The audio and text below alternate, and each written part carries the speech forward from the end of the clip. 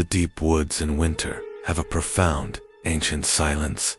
It's a silence you can feel in your bones, a heavy, oppressive quiet that can make you feel like you're the last person on earth. But that night, the silence was broken, not by a sound, but by a lie. A high-pitched, ethereal whistling sound that was a perfect, chilling mimicry of a woman's voice, a sweet, melodic sound that had no business being 100 miles from civilization. A voice that was waiting for me to come outside. I was a trapper, a man who knew the rules of the wilderness. I was about to find out that the rules had changed. My name is Elias, and I'm a veteran trapper in my late 60s. I've spent my entire life in the woods, a solitary existence that I've grown to love. I'm a man of routine, a man who loves the solitude of the wilderness. I was snowed in at my remote cabin, completely cut off from the outside world. A massive blizzard had just hit, and I was prepared for it, with a wood stove, plenty of food, and a deep sense of peace. I saw the blizzard as a profound, beautiful, natural event, a time to read, to think, to be alone with my own thoughts. I was a skeptic, a man who sees the world in facts and evidence, a man who believes that every strange event has a rational explanation. But that was about to change. I was 100 miles from the nearest town, and the blizzard was a profound, ancient blanket of profound darkness. The first strange event was a sound that was too deliberate to be natural.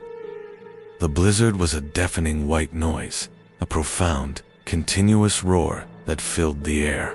But in the midst of it, I started hearing a high-pitched, ethereal whistling sound that seemed to be coming from the darkness outside my cabin.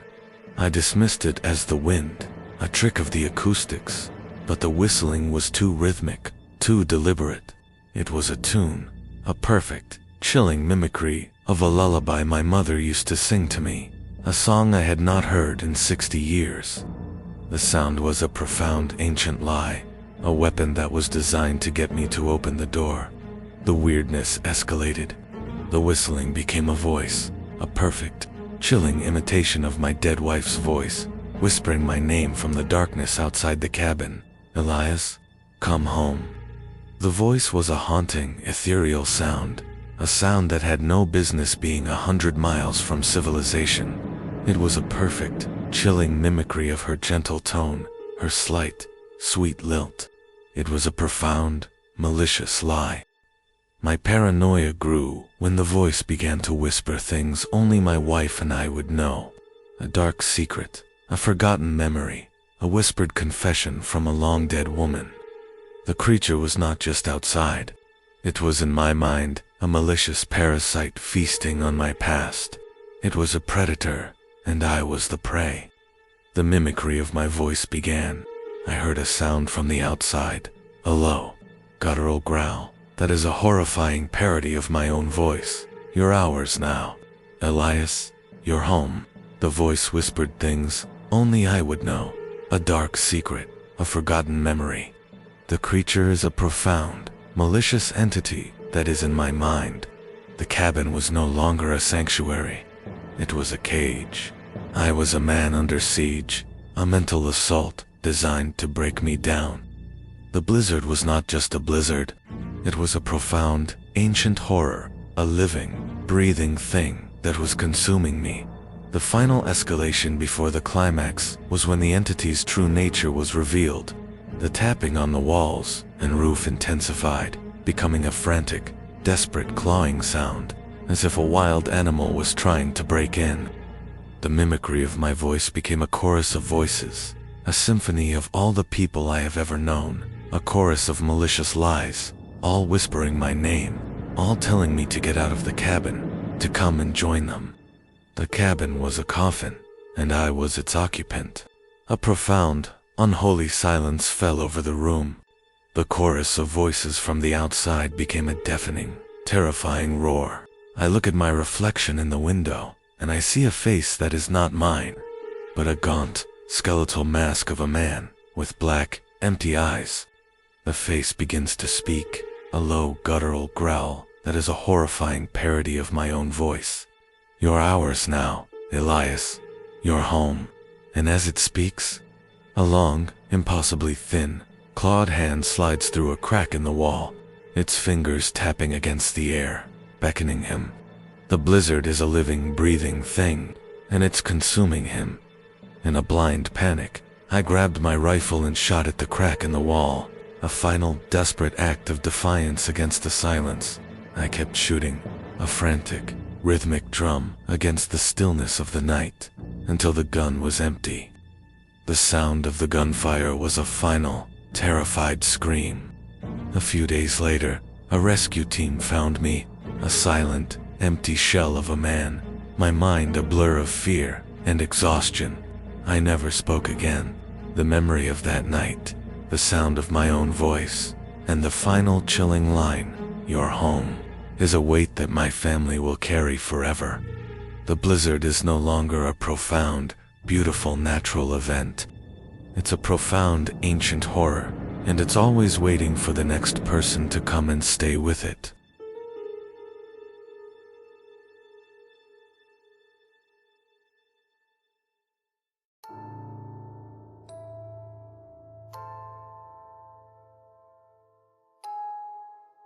The Badlands are a place of profound, ancient beauty, a vast, dusty sea of time, where the wind whispers secrets of 1,000 forgotten years through canyons of rock and sand. It's a place where you can feel the weight of a silent, watchful past on your shoulders, a land that has its own rules and its own profound, ancient rhythm. But that night, the silence was broken, not by a sound, but by a lie. A tall, impossibly long figure on the horizon, a silhouette that had no business being 100 miles from civilization, a figure that was watching us, waiting for us to break. My name is Jake, and I was 17 when my friends Maria, David, and Sarand, I decided to go on a camping trip to a remote, desolate part of the Badlands. We were typical teenagers, bored and looking for a thrill, and the trip was a perfect excuse for a night of rebellion. We were a skeptical, fun-loving group, and we saw the Badlands not as a place of profound terror, but as a silent, beautiful backdrop for our night of adventure. We set up a small camp, a tent, a fire, and the night was young. The full moon cast a pale, ethereal light on the vast, empty landscape, and the wind, a soft, silent breath, rustled through the dry leaves on the ground. We were in a place of profound, ancient quiet, a place that was about to become a profound, ancient terror. The first strange event was a sight I initially dismissed as a rock formation. We were sitting around a campfire, talking and laughing, when we noticed a figure on the horizon. It was a tall, thin silhouette, a profound, ancient lie. It was impossibly thin, a long, gaunt shadow that was just standing there, completely still, against the vast, empty sky. Maria, ever the cautious one, was the first to point it out. "Hey, what is that?" she asked, her voice a low, uneasy whisper. David, our resident skeptic, laughed it off. "It's just a rock, Maria. It's a trick of the light." But a cold knot of unease had formed in my stomach. The figure was too perfect. It was a silhouette that had the profound, unsettling stillness of a man, but the impossibly long limbs of a monster. We all looked at it, and for a long, silent moment, the world was still. The figure was a part of the Badlands, a silent, menacing presence that was watching us, waiting for us to break. The weirdness escalated. The figure was still there, but it was closer now, and it's not alone. We saw another figure, then another, then another, a network of malevolent, ancient figures that were all watching us, all silent, all still. The figures were a single, coordinated wave of malevolent energy, a profound, ancient lie. The silence of the Badlands, once a comfort, was now a threat. The air in the camp had become heavy, oppressive. The fear became personal. The mimicry begins. We heard a voice from the darkness, a low, guttural growl that is a horrifying parody of our own voices, whispering our names from the darkness. Jake, Maria, David, Sarah. Come outside. The voice whispers things only we would know, a dark secret, a forgotten memory. The creatures are not just outside. They are in our minds. My paranoia grew when the figures began to move. They were not walking.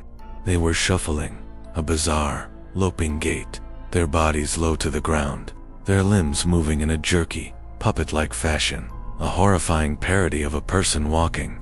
The figures were a silent, rhythmic dance of profound, ancient terror, a dance that was designed to drive us insane. The tapping on the tent intensifies, becoming a frantic, desperate clawing sound, as if a wild animal is trying to break in. The mimicry of their voices becomes a chorus of voices, a symphony of all the people they have ever known, a chorus of malicious lies, all whispering their names, all telling them to get out of the tent, to come and join them. The psychological breakdown is complete. We are no longer a group of friends. We are a group of terrified animals, and the Badlands is the predator. I am in the tent, terrified, as the chorus of voices from the outside becomes a deafening, terrifying roar. I look at the tent, and I see a face that is not mine, but a gaunt, skeletal mask of a family, with black, empty eyes. The family in the tent begins to speak, a low, guttural growl that is a horrifying parody of our own voices. "You're ours now, Jake. You're home."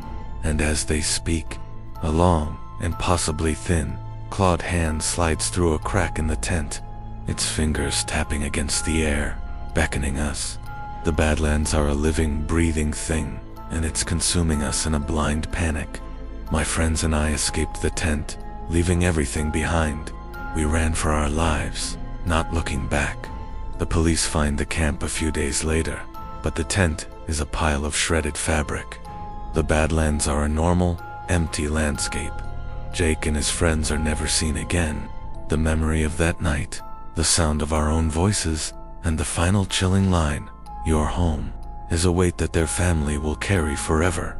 The Badlands are no longer a profound, beautiful, natural event. It's a profound, ancient horror, and it's always waiting for the next group of friends to come and stay with it.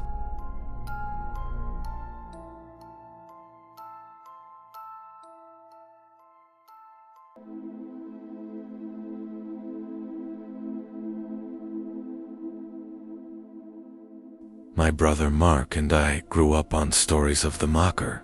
It was a local legend, a tale whispered around campfires about a creature that lived deep in the old-growth forests of the Pacific Northwest.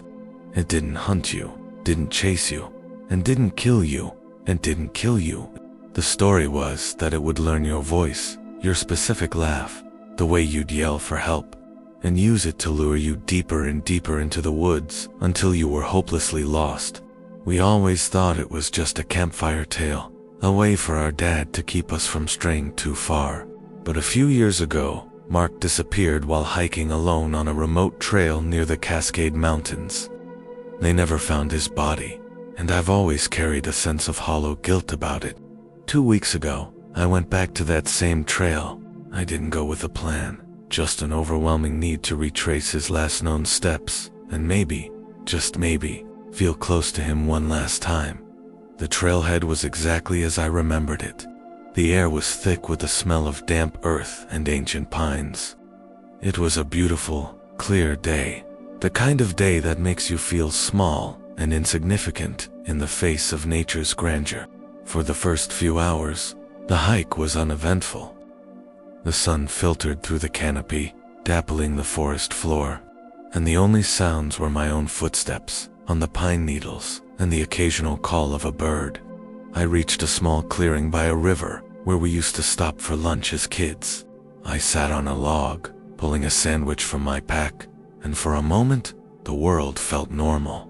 The sun was warm, the river gurgled over smooth stones, and a gentle breeze rustled the leaves. It was easy to forget why I was really there. That normalcy was the first thing to break. The breeze died completely. The gurgling of the river seemed to flatten, and the birdsong stopped. The forest was suddenly, unnaturally silent. It was the kind of quiet that feels less like an absence of sound and more like a heavy presence. I found myself instinctively holding my breath, listening for something I couldn't name. A minute later, I heard it, a faint, almost imperceptible sound, like a whispered hey. It was so soft I wasn't sure I'd actually heard it. I looked around, my heart starting a slow, uncomfortable thrum. There was no one. I brushed it off, telling myself it was the wind or my imagination playing tricks on me. The feeling of unease persisted though, and I packed up my lunch and continued my hike, pushing deeper into the trail. That's when I heard it again. This time, it was clear as day. Hey, wait up. It was my brother's voice, the specific cadence, the slight rasp, the way he'd always sounded when he was playfully jogging to catch up. A cold dread seeped into my bones. I stopped dead in my tracks and called out, my voice shaky. "Marc, is that you?" There was no reply, only the unsettling silence of the woods. I waited for what felt like an eternity, my ears straining for any sign of him, but there was nothing. The rational part of my brain screamed that it was impossible, that my grief was conjuring a ghost. But another part, the terrified gut-level part, remembered the stories. The mocker. I tried to convince myself it was a hiker, someone who sounded like him. But the trail I was on was notoriously difficult, and I hadn't seen a soul all day. I picked up my pace, a frantic energy taking over as I tried to outrun the phantom voice. But the voice didn't need to run. It was all around me. A soft, breathless laugh from behind a thicket. A clear, sharp whistle, the very one Marc used to signal me when we were kids. "Come on, little brother, you're falling behind." The voice was getting closer, more frequent. It mimicked my own ragged breathing, a phantom echo to my growing panic. I started to run, my boots slipping on loose rocks and tree roots. The mocker responded in kind, a sound of heavy, pounding feet echoing mine from somewhere in the trees to my left. I veered right, scrambling down a steep embankment, and the footsteps followed, perfectly in sync with my own clumsy descent. The air grew colder, the light began to fade, and I was losing all sense of direction. I was no longer on the trail. I was just in the woods, running blindly. The voice wasn't just calling to me now. It was using phrases I hadn't heard in years. "Remember that time we built the fort by the creek?" It whispered from just beyond a stand of pines. It was a memory only Marc and I shared. The impossible familiarity of the sound, the words, the memory itself, stripped away my last vestiges of rational thought. It knew. It had been with him. It was a predator, not of the body, but of the soul. It was using his ghost to trap me. I collapsed against a fallen log, my chest heaving, tears of terror and exhaustion streaming down my face. The light was almost gone, and a cold mist was starting to roll in. From the darkness just ahead, a single, clear sound cut through the forest. It wasn't my name. It wasn't a phrase. It was my own ragged cry for help from a moment ago, perfectly replicated, but elongated, distorted. It was like hearing my fear played back to me, stretched and twisted into a mocking lament. The sound was so raw, so full of my own specific terror, that it shattered the last of my composure. I scrambled to my feet and stumbled into the darkness, completely lost, with only one thought. I couldn't stop. I couldn't fall down again. Because if I did, it would be over. The mocker would have a new voice to add to its collection, a new sound to play back to the next person, foolish enough to come looking for a ghost in these woods. I ran until my lungs burned and my legs gave out, not knowing where I was going, only that I had to keep moving. The last thing I heard before the darkness took over completely was a sound that made my blood freeze in my veins. It was the sound of a faint, rhythmic tapping, like two stones being struck together, echoing from the very spot I had been standing. The sound was steady, insistent, and utterly inhuman. It was the sound of a new story being carved into the silence of the woods, a permanent record of my terrified escape. The tapping stopped, and a new sound filled the air, my brother's voice.